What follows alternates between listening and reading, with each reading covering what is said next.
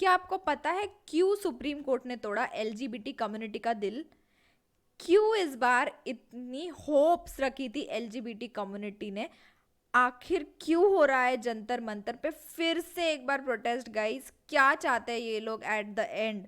सो जानेंगे कि supreme court ने इनकी किन बातों को माना और किसको किया रिजेक्ट।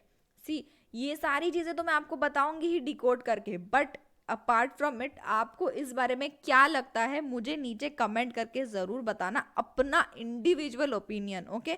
और देखते कि सरकार क्यों नहीं मान रही भाई आखिरकार इनकी बात, इतना प्रोटेस्ट करते हुए भी, और क्या इसके पीछे कोई साइंटिफिक लॉजिक है?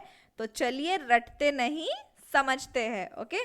सो इस इमेज में गाइज आप देख सकते हो दिल्ली क्यूअर प्राइड 2023। तो सबसे पहले हम लोग इस चीज को समझते हैं ना कि ये क्यूअर वर्ड का क्या मतलब होता है। क्यूअर वर्ड का मतलब होता है इन सब को, lesbian, gay, bisexual and transgender को अगर हम लोग एक वर्ड से डिस्क्राइब करने की कोशिश करें तो वो है क्यूअर।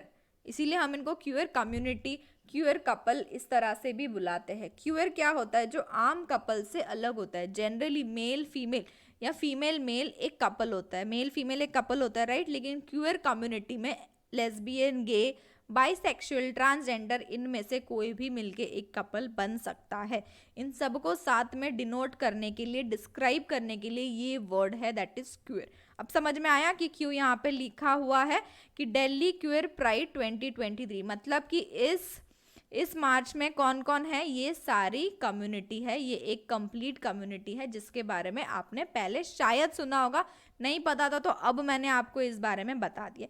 तो पॉइंट यहाँ पे ये है ना कि इन्होंने करी है मार्च संडे को, ठीक है, दिल्ली में, और ये पहली बार नहीं हुआ है मार्च, ये 14th बार ये मार्च हुआ है 2008 से। इस मार्च को शुरुआत की थी, हर साल होती है और ये 14वीं है, ठीक है। अब चलते हैं और देखते हैं कि हो क्या रहा है, मुद्दा क्या है, सुप्रीम कोर्ट यहाँ पे बीच में कहाँ से आ गई। तो आपको बता दूं कि पिछले महीने ना सुप्रीम कोर्ट ने एक डिसीजन दिया था जिसके ऊपर पूरी की पूरी LGBTQ कम्युनिटी की तो नजर थी, बट बाकी हम सारे की भी नजर थी, ठीक है, कि supreme court at the end इस टॉपिक के ऊपर क्या फैसला दे रही है, क्या बोल रही है सुप्रीम कोर्ट, सबकी नजरें गड़ी हुई थी। तो एज यूजुअल लास्ट टाइम मैंने आपको बताया था इस बारे में कि सुप्रीम कोर्ट ने रिफ्यूज कर दिया था to legalise same sex marriage. अब ये मैं क्या बता रही हूँ, अब इसको थोड़ा सा इसके हिस्ट्री में जाके समझते हैं। SMA स्पेशल मैरिज एक्ट, ठीक है, एंड सेम सेक्स मैरिज मतलब LGBT कम्युनिटी को ये अधिकार चाहिए कि वो शादी कर सके लीगली, जैसे एक आम हेट्रोसेक्सुअल कपल करता है, एक मेल और फीमेल जैसे जाके शादी करते हैं, in the same way legally वो भी शादी कर सकते हैं, ये अधिकार। और उसी के लिए LGBTQ कम्युनिटी का ये मानना था कि जो SMA है, स्पेशल मैरिज एक्ट, इसमें चेंजेस लाया जाए। अब आपको पता है कि एक है हिंदू मैरिज एक्ट, एक है special marriage act. Special marriage act में क्या होता है, जो इंटरकास्ट, ठीक है, या इंटरफेथ कपल्स होते हैं ना, वो शादी करते हैं अंडर स्पेशल मैरिज एक्ट। और LGBTQ कम्युनिटी का ये बोलना था कि हमें भी आप लोग इस मैरिज एक्ट में क्या करो, शामिल करो, एंड हमारी मैरिज को भी ये लीगल है ऐसा बोलो, ऐसा हमें अधिकार दो। तो इस चीज को सुप्रीम कोर्ट का 5 जज का बेंच बैठा था। गाइस, कितने जज का? 5 जज का कॉन्स्टिट्यूशनल बेंच बैठा था, एंड 3:2 के रेशियो में ये डिसीजन आया था कि 3 जजेस ने बोला था कि नहीं, इसको हम सेम सेक्स मैरिज को लीगलाइज नहीं करेंगे, और बाकी के 2 ने बोला था करेंगे। अब ये तो डायरेक्ट मैंने आपको बता दिया कि क्या था क्या नहीं था, बट इसके अलावा ना बहुत सारी चीजें हैं जो सुप्रीम कोर्ट ने मंजूर करी है। सिर्फ ये एक चीज नहीं, इसके अलावा भी चीजें हैं, जैसे कि सबसे पहली बात तो सुप्रीम कोर्ट ने ये बोला कि राइट टू मैरी जो है वो एक फंडामेंटल राइट नहीं। आपने पढ़ा है फंडामेंटल राइट्स में राइट टू मैरी? क्या right to marry fundamental right है? तो नहीं है, it is not a fundamental right. तो जब ये फंडामेंटल राइट ही नहीं है तो इसके ऊपर LGBTQ कम्युनिटी जो है वो क्लेम नहीं कर सकती है, okay? Right to equality fundamental right है, right to freedom fundamental right है, ओके, बट ये चीज जो है ना, right to marry is not a fundamental right. ये कौन सा राइट हो गया? आप लोग मुझे नीचे कमेंट करके बताना, ठीक है? स्पेशल मैरिज एक्ट के तहत या हिंदू मैरिज एक्ट के तहत ये कौन सा राइट है, वो आप मुझे नीचे कमेंट करके बताओगे, ओके? दूसरी चीज, marrying equal to heterosexual couple, इस चीज का ओहदा सुप्रीम कोर्ट ने बोला कि हम नहीं देंगे। तो अब देखते हैं कि जंतर मंतर पे ये प्रोटेस्ट क्या हो रहा है, क्यों हो रहा है। ये एक्चुअली एक प्रोटेस्ट एक मार्च के रूप में है, राइट, जो है दिल्ली क्योर प्राइड, जो 2008 से शुरू हुई थी। कौन सी चीजें मंजूर की है बताऊंगी मैं आपको, पहले ये देख लेते। With only a few hundred people, 2008 में, एक मिनट, 2008 में जब ये चीज शुरू हुई थी ना, तो सिर्फ कुछ लोगों के साथ ये चीज शुरू हुई थी, ठीक है, 100 पीपल इन अटेंडेंस देन। लेकिन साल दर साल ये इवेंट जो है ना, ये इवेंट भी बढ़ता गया, ये इवेंट भी बड़ा होते गया, और उसी के साथ साथ नंबर ऑफ पीपल भी इस इवेंट में बढ़ने लग गए। ओके, जैसे कि इस साल जो ये इवेंट था, the march was taken from Barakhamba road to Jantar Mantar, and यहाँ पे कितने लोगों ने इस मार्च को अटेंड किया था? 1500 लोगों ने। जबरदस्त बंदोबस्त था इन 1500 लोगों के लिए। दिल्ली पुलिस ने 100 सिक्योरिटी पर्सनल्स को स्टेशन कर दिया था कि इतना जो ये क्राउड जा रहा है ना, ये क्राउड को मैनेज भी करना है और इसकी सेफ्टी को भी इंश्योर करना है कि सेफली ये कंप्लीट जो मार्च है ये जंतर मंतर तक जाके कंप्लीट हो जाए, ठीक है।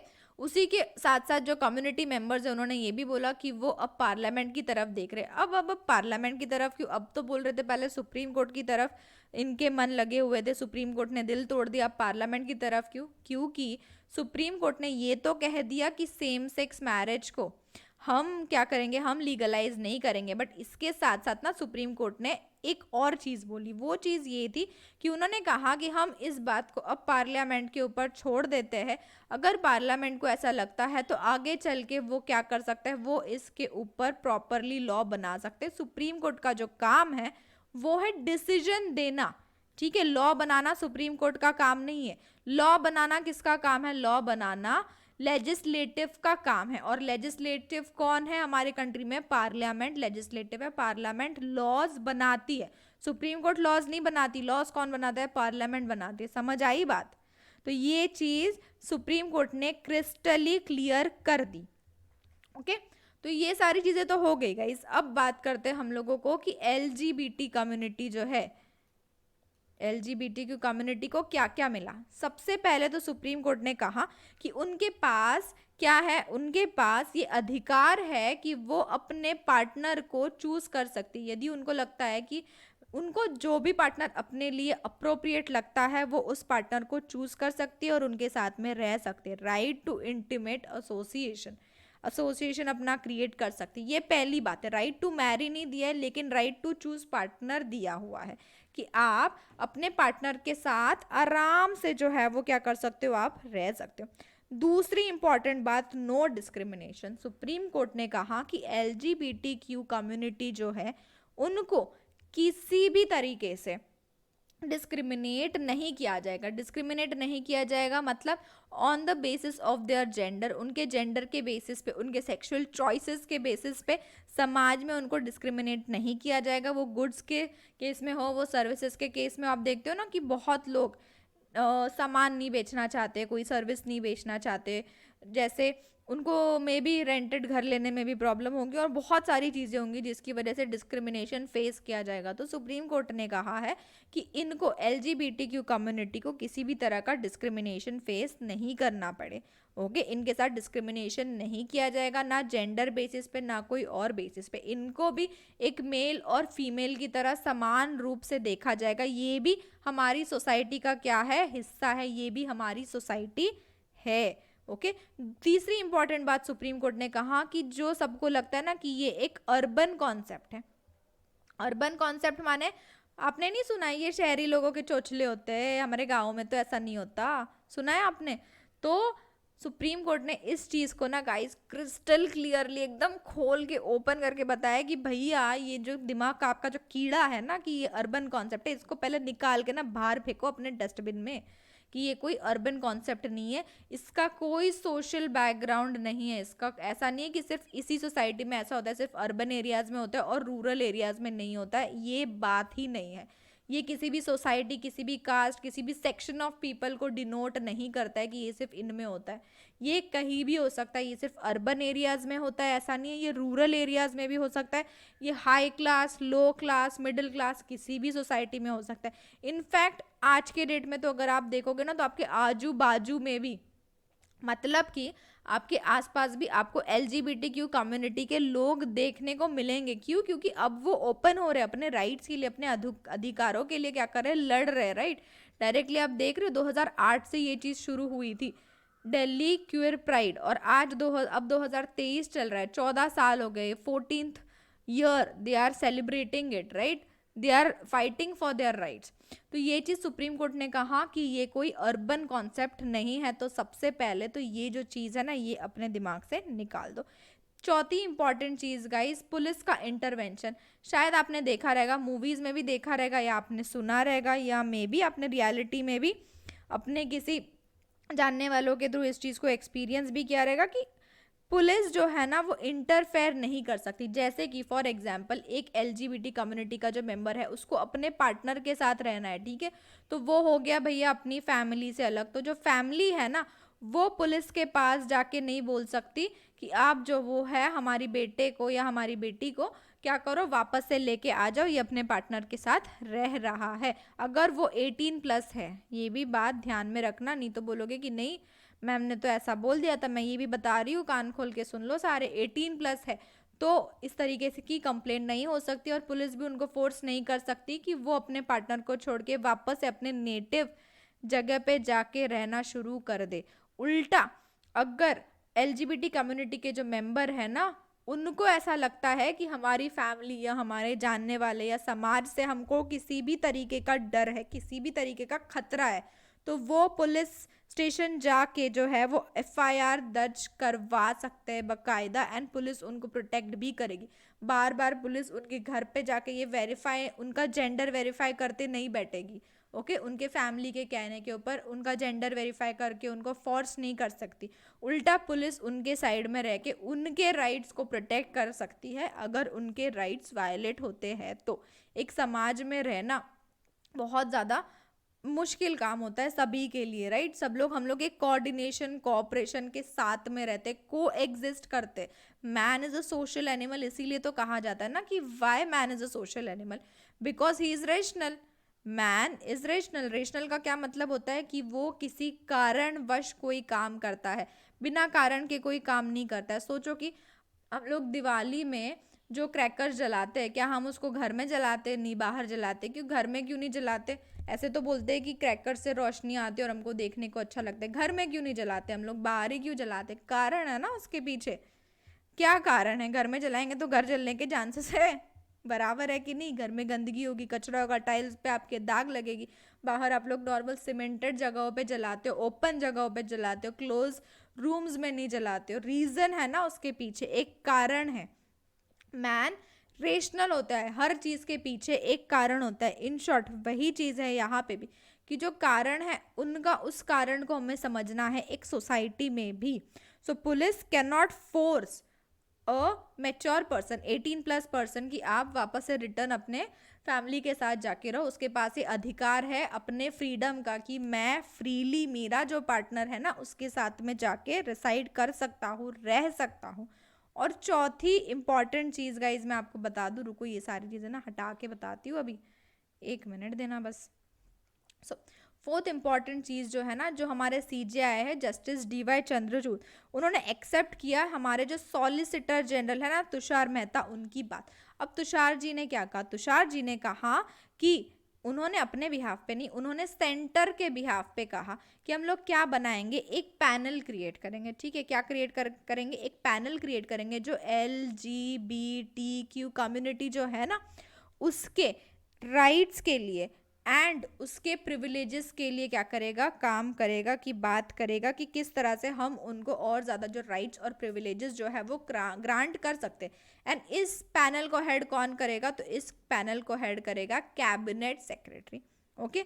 और इस चीज़ को जो CJI है उन्होंने इस चीज़ को एक्सेप्ट भी किया कि हाँ भैया ये चीज़ चल जाएगी। तो सोच रहे हो सुप्रीम कोर्ट का यहाँ पे क्या रोल है? सबसे पहले तो उन्होंने बोला कि स्पेशल मैरिज एक्ट में हम चेंजेस नहीं करेंगे, लेकिन एलजीबीटी कम्युनिटी जो है वो राइट टू चूज अपना पार्टनर अपने हिसाब से चूज कर सकती है।